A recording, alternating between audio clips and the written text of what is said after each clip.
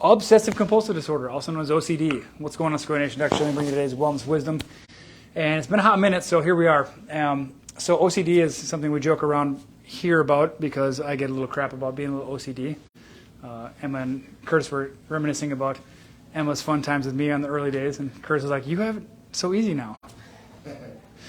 Whether it's moving mats on the floor or picking up dirt off the floor. I mean, I may have a tendency to have some compulsive disorders at times, but I figure it's just attention to detail. You call it what you will, but we're bringing you some information about how it relates to you and the people you love and things like that. So when you think about people who, if you're not affected by it, someone you know, and it seems like it's weird or concerning or almost, I mean, it's obsessive really at times. What they are doing is, like, we feel trapped by this anxiety. Maybe it's like, for me, like a fear of not being perfect or not having something be perfect enough, and then I relieve that angst by moving a mat or picking up some dirt or whatever it is, right? So for me, that's how I relieve the angst, evidently, because that helps me feel safe. Because that's like how the thing works. When you feel anxiety and you want to feel safe, you do something that feels like an action to reassure you that then you are then safe, if you will. When people go through things that happen to them, like it can feel like a shameful event or something like that happened to them, if it's running over and over in their mind, they can do something to then distract their mind from that. So when there's shame involved in that act that was perpetrated upon you, then you do things in order to ease that sense of shame or that discomfort, if you will.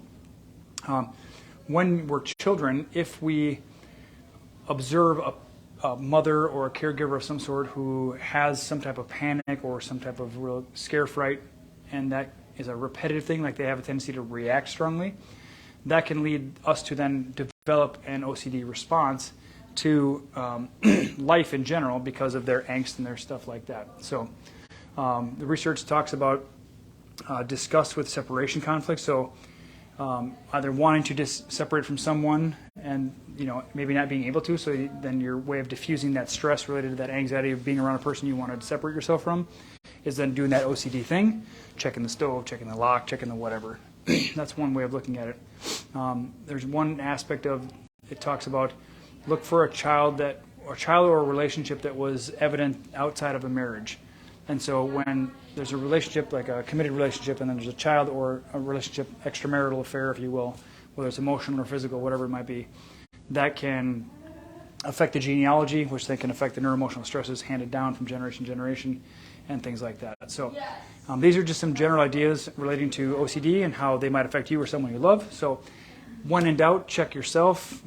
Listen back to this and listen to see how it might affect other people, because this is important to understand yourself and others. If they're dealing with OCD tendencies or if you are, it's not something that's wrong with you. It's a way of your brain diffusing the stress and easing the anxiety and stuff like that. So when in doubt, just try to understand, as Oprah's book says, not what's wrong with them, what happened to them. So what happened to you, what happened to somebody else. It helps you understand them and yourself and helps you have compassion for yourself and others. All right?